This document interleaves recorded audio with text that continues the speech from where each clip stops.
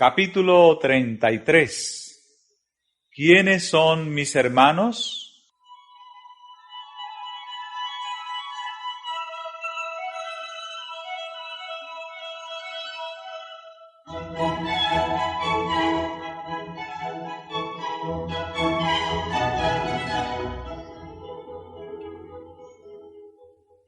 Los hijos de José distaban mucho de tener simpatía por Jesús en su obra. Los informes que llegaban a ellos acerca de su vida y labor los llenaban de asombro y congoja. Oían que pasaba noches enteras en oración, que durante el día le rodeaban grandes compañías de gente y que no tomaba siquiera tiempo para comer. Sus amigos estaban convencidos de que su trabajo incesante le estaba agotando. No podían explicar su actitud para con los fariseos, y algunos temían que su razón estuviese vacilando.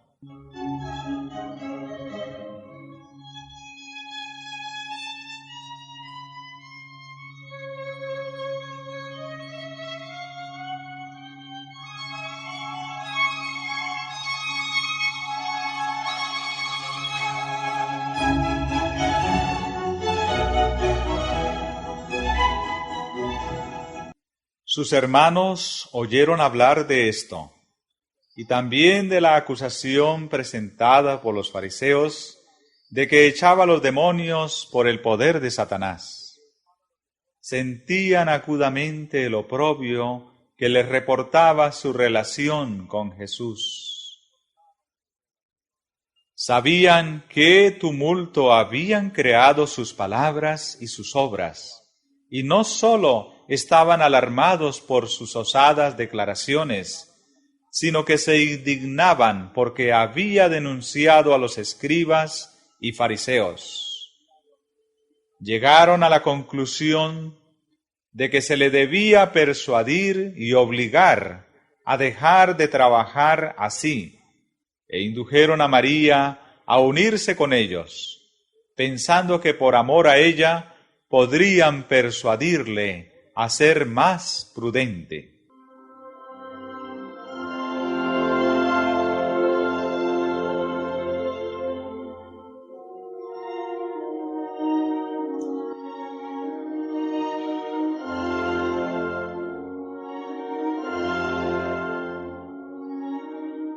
Precisamente antes de esto, Jesús había realizado por segunda vez el milagro de sanar a un hombre poseído, ciego y mudo, y los fariseos habían reiterado la acusación: por el príncipe de los demonios, echa fuera los demonios. Cristo les dijo claramente que al atribuir la obra del Espíritu Santo a Satanás, se estaban separando de la fuente de bendición. Los que habían hablado contra Jesús mismo, sin discernir su carácter divino, podrían ser perdonados, porque podían ser inducidos por el Espíritu Santo a ver su error y arrepentirse. Cualquiera que sea el pecado, si el alma se arrepiente y cree, la culpa queda lavada en la sangre de Cristo. Pero el que rechaza la obra del Espíritu Santo se coloca donde el arrepentimiento y la fe no pueden alcanzarles. Es por el Espíritu Santo como obra en el corazón. Cuando los hombres rechazan voluntariamente al Espíritu y declaran que es de Satanás, cortan el conducto por el cual Dios puede comunicarse con ellos. Cuando se rechaza finalmente al Espíritu, no hay más nada que Dios pueda hacer para el alma.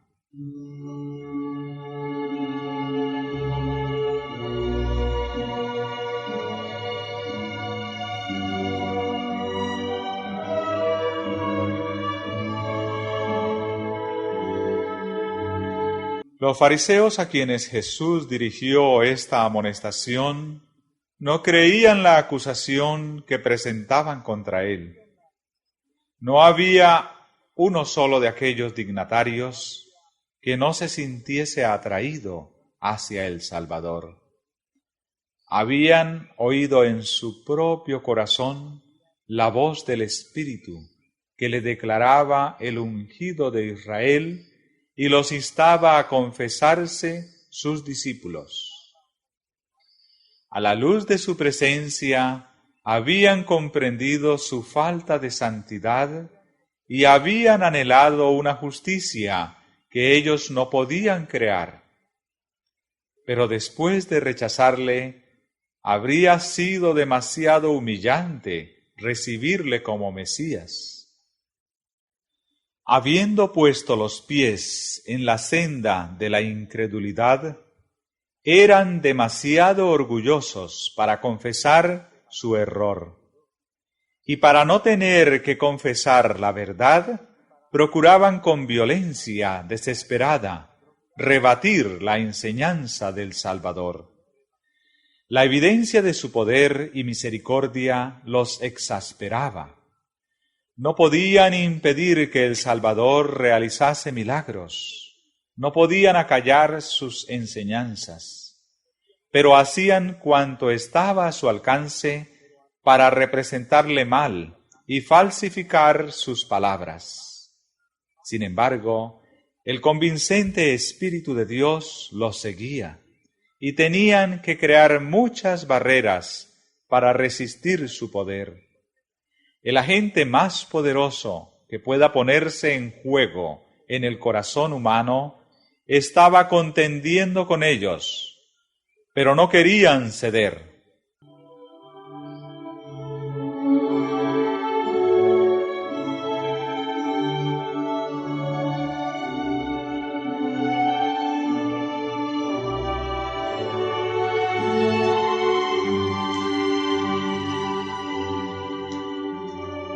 ¿No es Dios quien ciega los ojos de los hombres y endurece su corazón?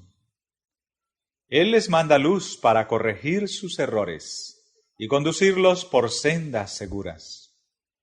Es por el rechazamiento de esta luz como los ojos se ciegan y el corazón se endurece. Con frecuencia esto se realiza gradual y casi imperceptiblemente. Viene la luz al alma por las palabras de Dios, por sus siervos, o por la intervención directa de su Espíritu. Pero cuando un rayo de luz es despreciado, se produce un embotamiento parcial de las percepciones espirituales y se discierne menos claramente la segunda revelación de la luz. Así aumentan las tinieblas hasta que anochece en el alma. Así había sucedido con estos dirigentes judíos. Estaban convencidos de que un poder divino acompañaba a Cristo, pero a fin de resistir a la verdad, atribuyeron la obra del Espíritu Santo a Satanás. Al hacer esto, prefirieron deliberadamente el engaño. Se entregaron a Satanás y desde entonces fueron dominados por su poder.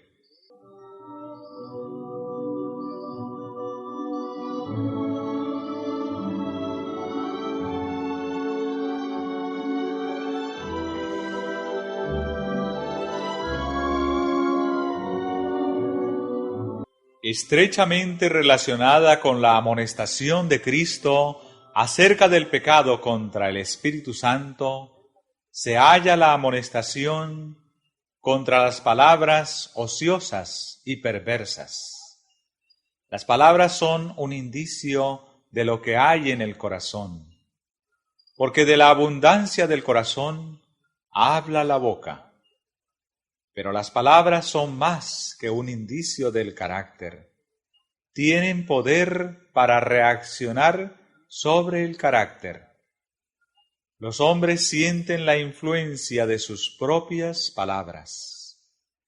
Con frecuencia, bajo un impulso momentáneo, provocado por Satanás, expresan celos o malas sospechas.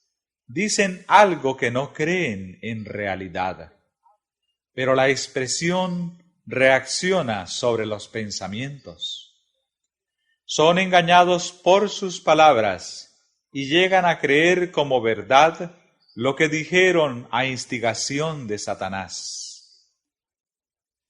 Habiendo expresado una vez una opinión o decisión, son con frecuencia demasiado orgullosos para retractarse y tratan de demostrar que tienen razón hasta que llegan a creer que realmente la tienen. Es peligroso pronunciar una palabra de duda, peligroso poner en tela de juicio y criticar la verdad divina. La costumbre de hacer críticas descuidadas e irreverentes reacciona sobre el carácter y fomenta la irreverencia e incredulidad. Más de un hombre que seguía esta costumbre ha proseguido, inconsciente del peligro, hasta que estuvo dispuesto a criticar y rechazar la obra del Espíritu Santo. Jesús dijo: «Toda palabra ociosa que hablaren los hombres, de ella darán cuenta en el día del juicio, porque por tus palabras serás justificado, y por tus palabras serás condenado».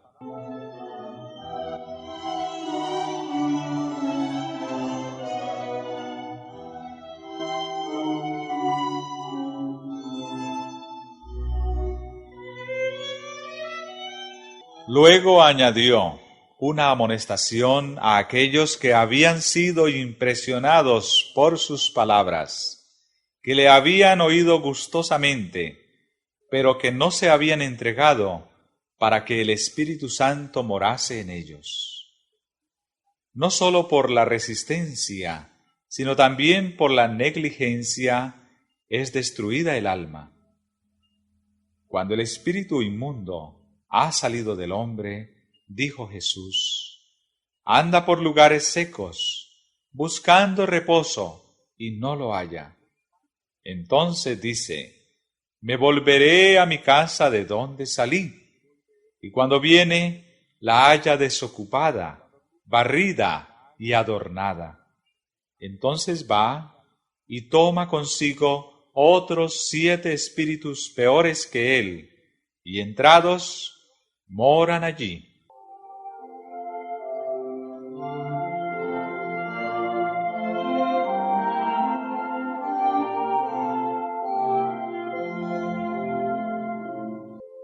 En los días de Cristo como hoy, eran muchos los que parecían momentáneamente emancipados del dominio de Satanás.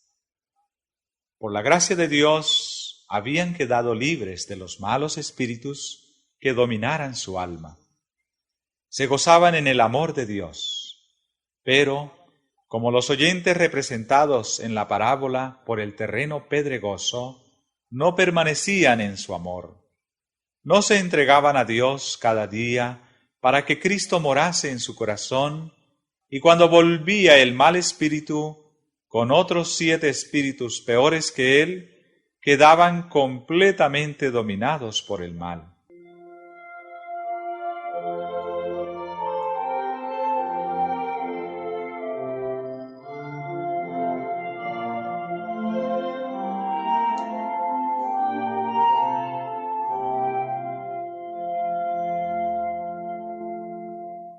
Cuando el alma se entrega a Cristo, un nuevo poder se posesiona del nuevo corazón. Se realiza un cambio que ningún hombre puede realizar por su cuenta. Es una obra sobrenatural que introduce un elemento sobrenatural en la naturaleza humana. El alma que se entrega a Cristo llega a ser una fortaleza suya, que Él sostiene en un mundo en rebelión, y no quiere que otra autoridad sea conocida en ella sino la suya. Una alma así guardada, en posesión por los agentes celestiales, es inexpugnable para los asaltos de Satanás. Pero a menos que nos entreguemos al dominio de Cristo, seremos dominados por el maligno. Debemos estar inevitablemente bajo el dominio del uno o del otro, de los dos grandes poderes que están contendiendo por la supremacía del mundo. No es necesario que elijamos deliberadamente el servicio del reino de las tinieblas para pasar bajo su dominio. Basta que descuidemos de aliarnos con el reino de la luz. Si no cooperamos con los agentes celestiales, Satanás se posesionará de nuestro corazón y hará de él su morada. La única defensa contra el mal consiste en que Cristo more en el corazón por la fe en su justicia. A menos que estemos vitalmente relacionados con Dios, no podremos resistir los efectos profanos del amor propio, de la complacencia propia y de la tentación a pecar. Podemos dejar muchas malas costumbres y momentáneamente separarnos de Satanás, pero sin una relación vital con Dios, por nuestra entrega a Él, momento tras momento, seremos vencidos. Sin un conocimiento personal de Cristo y una continua comunión, estamos a la merced del enemigo y al fin haremos lo que nos ordene.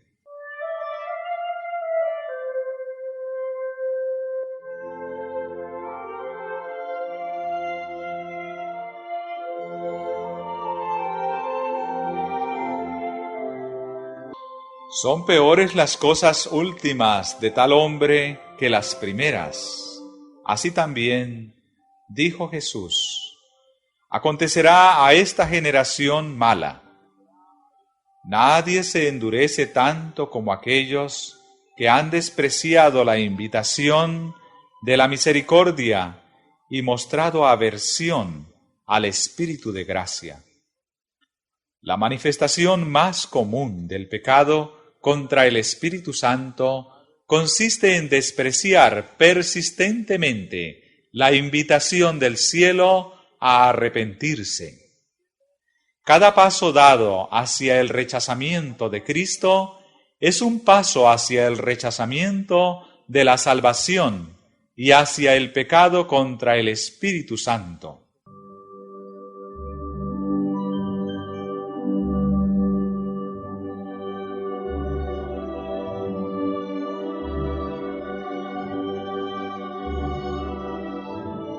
Al rechazar a Cristo, el pueblo judío cometió el pecado imperdonable, y desoyendo la invitación de la misericordia, podemos cometer el mismo error.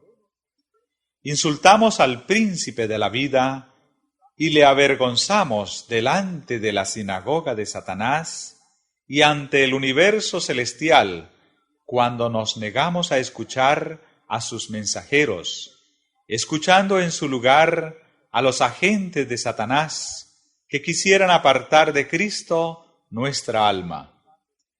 Mientras uno hace esto, no puede hallar esperanza ni perdón y perderá finalmente todo deseo de reconciliarse con Dios.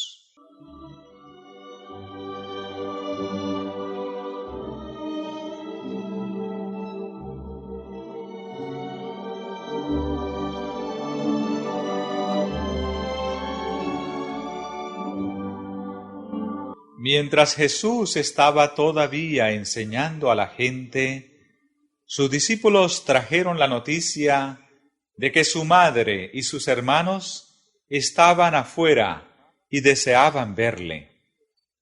Él sabía lo que sentían ellos en su corazón. Y respondiendo él al que le decía esto, dijo: ¿Quién es mi madre y quiénes son mis hermanos? Y extendiendo su mano hacia sus discípulos, dijo: He aquí mi madre y mis hermanos. Porque todo aquel que hiciere la voluntad de mi Padre, que está en los cielos, ese es mi hermano, y hermana, y madre.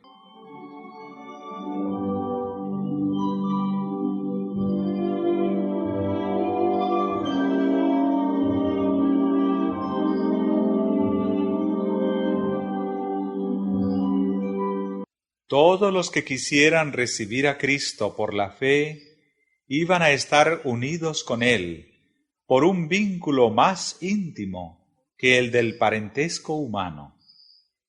Iban a ser uno con Él, como Él era uno con el Padre.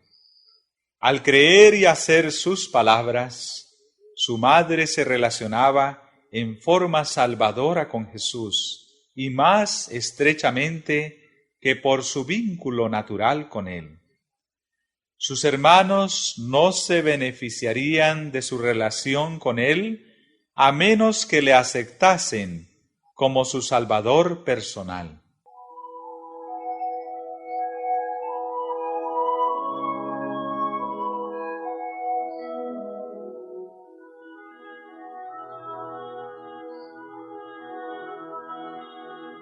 ¿Qué apoyo habría encontrado Jesús en sus parientes terrenales si hubiesen creído en Él como enviado del cielo y hubiesen cooperado con Él en hacer la obra de Dios? Su incredulidad echó una sombra sobre la vida terrenal de Jesús. Era parte de la amargura de la copa de desgracia que Él bebió por nosotros.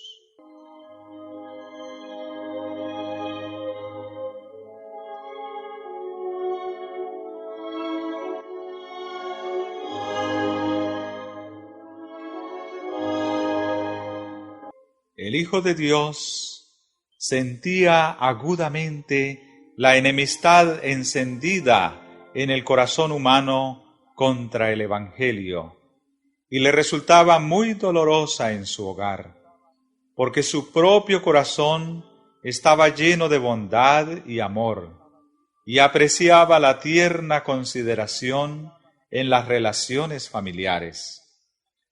Sus hermanos deseaban que él cediese a sus ideas, cuando una actitud tal habría estado en completa contradicción con su misión divina.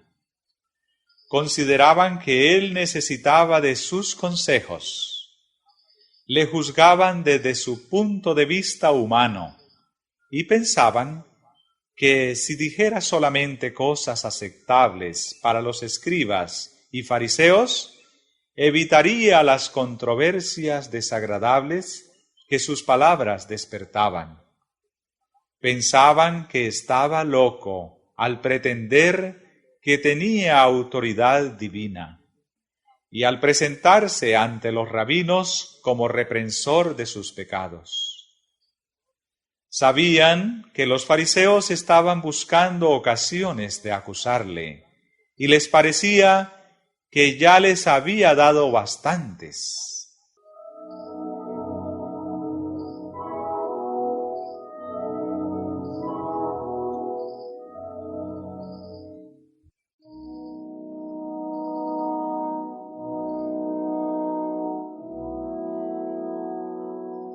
Con su medida corta, no podían sondear la misión que había venido a cumplir, y por lo tanto no podían simpatizar con él en sus pruebas.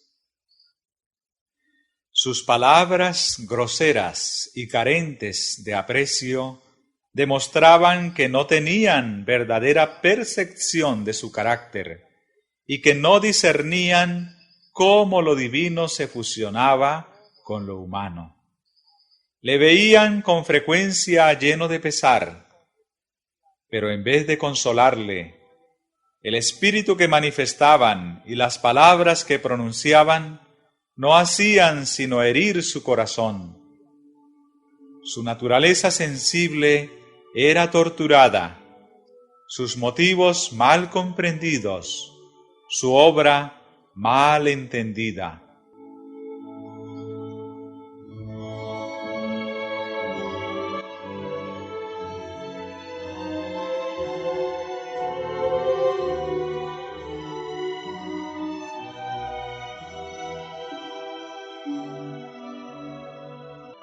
Con frecuencia sus hermanos presentaban la filosofía de los fariseos, antiquísima y gastada, y afectaban creer que podían enseñar a aquel que comprendía toda la verdad y todos los misterios.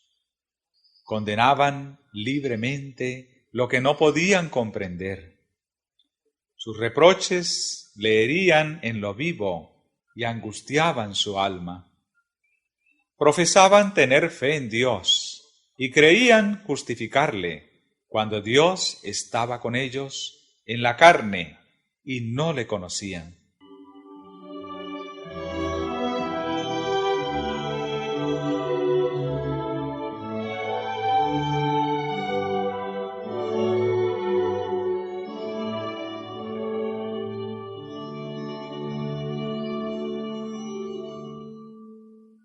Estas cosas hacían muy espinosa la senda de Jesús. Tanto se condolía Cristo de la incomprensión que había en su propio hogar, que le era un alivio ir a donde ella no reinaba. Había un hogar que le agradaba visitar, la casa de Lázaro, María y Marta, porque en la atmósfera de fe y amor su espíritu hallaba descanso. Sin embargo, no había en la tierra nadie que pudiese comprender su misión divina ni conocer la carga que llevaba en favor de la humanidad. Con frecuencia podía hallar descanso únicamente estando a solas y en comunión con su Padre Celestial.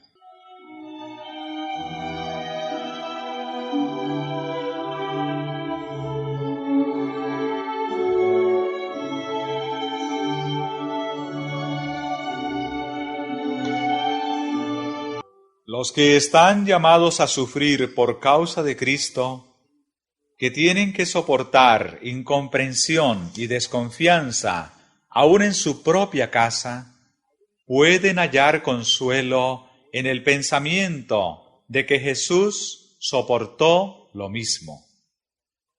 Se compadece de ellos, los invita a hallar compañerismo en Él y alivio donde Él lo halló, en la comunión con el Padre.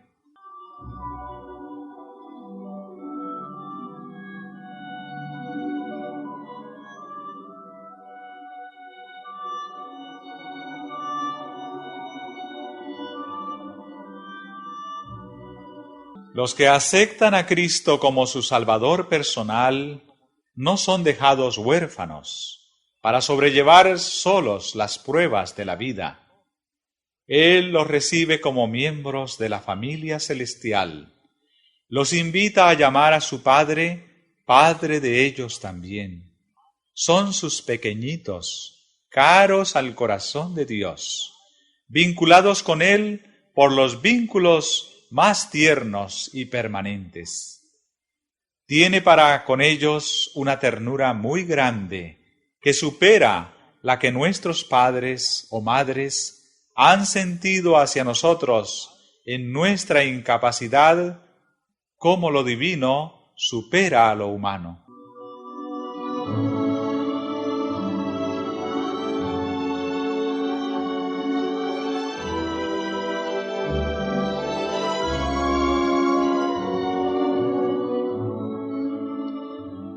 En las leyes dadas a Israel hay una hermosa ilustración de la relación de Cristo con su pueblo. Cuando por la pobreza un hebreo había quedado obligado a separarse de su patrimonio y a venderse como esclavo, el deber de redimirle a él y a su herencia recaía sobre el pariente más cercano. Así también la obra de redimirnos a nosotros y nuestra herencia perdida por el pecado recayó sobre aquel que era pariente cercano nuestro. Y a fin de redimirnos, Él se hizo pariente nuestro, más cercano que el padre, la madre, el hermano, el amigo o el amante. Es el Señor nuestro Salvador. No temas, dice Él, porque yo te redimí. Te puse nombre, mío eres tú, porque en mis ojos fuisteis de gran estima, fuisteis honorable, y yo te amé. Daré, pues, hombres por ti, y naciones por tu alma.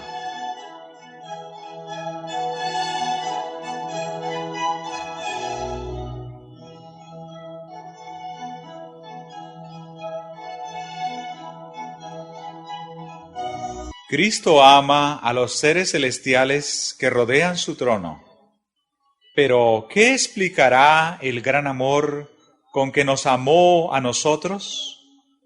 No lo podemos comprender, pero en nuestra propia experiencia podemos saber que existe en verdad. Y si sostenemos un vínculo de parentesco con Él, ¿con qué ternura debemos considerar a los que son hermanos y hermanas de nuestro Señor? ¿No debiéramos estar listos para reconocer los derechos de nuestra relación divina? Adoptados en la familia de Dios, ¿no honraremos a nuestro Padre y a nuestra parentela?